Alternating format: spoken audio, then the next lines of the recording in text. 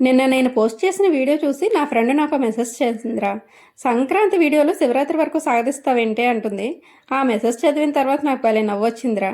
అత్తారింటికి వచ్చేసిన తర్వాత సంక్రాంతి ఏముంటుంది, ఇంకంతా కాలరాత్రే. ప్రేమ అంటే ఏంటో నిర్వచనం తెలియని వాళ్ళంతా ప్రేమ గురించి మాట్లాడేస్తారా. అబ్బా అవునా, అయితే తమరికి అంత బాగా తెలుసా అంటారా. నాకు కూడా తెలియదురా, ఏదో లైన్ బాగుందని వాడేసా. ఈ మధ్యకాలంలో నేను బాగా అబ్జర్వ్ చేసిన విషయం ఒకటి మీతో చెప్పాలనుకుంటున్నాను. మనుషుల బిహేవియర్ ఎలా ఉంటుందంటే, ఎవరితో అయినా మనకు అవసరం ఉంది అనుకుంటే ఒకలా ఉంటున్నారు, లేదా అవసరం తీరిపోయింది అనుకుంటే ఇంకోలా ఉంటున్నారు. ప్రస్తుతానికి ఏమీ లేదు కానీ ఫ్యూచర్లో ఉండొచ్చేమో అనుకుంటే మరోలా ఉంటున్నారా. నీకు ఇప్పుడే తెలుసా అక్క, మాకెప్పుడో తెలుసు అంటారా. కానీ నేను చెప్పాలనుకుంటున్నది అలాంటి వాళ్ళ కోసం కాదురా, అలాంటి వాళ్ళ మోసాలకి బలైపోతున్న నా అలాంటి వాళ్ళ కోసం. బంధం విలువైనది, బాధ్యత తప్పనిసరైంది అనుకుంటూ అవతల వాళ్ళ మీద ప్రేమ చూపించడానికి మనం తాపత్రయపడిపోయి తహతహలాడేస్తే సరిపోదురా.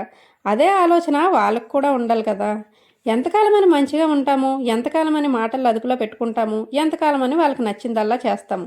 పోనీ ఎంత చేసినా ప్రయోజనం ఉంటుందా. అబ్బే, లవ్ రిలేషన్ అంటున్నాను కాబట్టి love between male and female అనుకుంటున్నారేమో.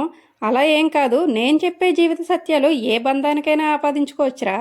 సరే, ఇంతకీ నేను చెప్పొచ్చేది ఏంటంటే, కొన్ని బంధాలను బరువు అనుకుని మోసే కంటే దించేసుకొని తేలిగ్గా ప్రశాంతంగా బ్రతకడం నయం. కానీ ఏం చేస్తామక్క, ఎంత వదిలించుకుందాం అనుకున్నా కొందరు మాత్రం తుమ్మజగిరి జిడ్లా వదలరక్క అంటారా. తెలుసురా, నాకు తెలుసురా. అందుకే మనం వాళ్ళలా మారిపోదాం. వాళ్ళు ప్లే చేస్తున్న స్ట్రాటజీని తిరిగి మనం అప్లై చేద్దాం.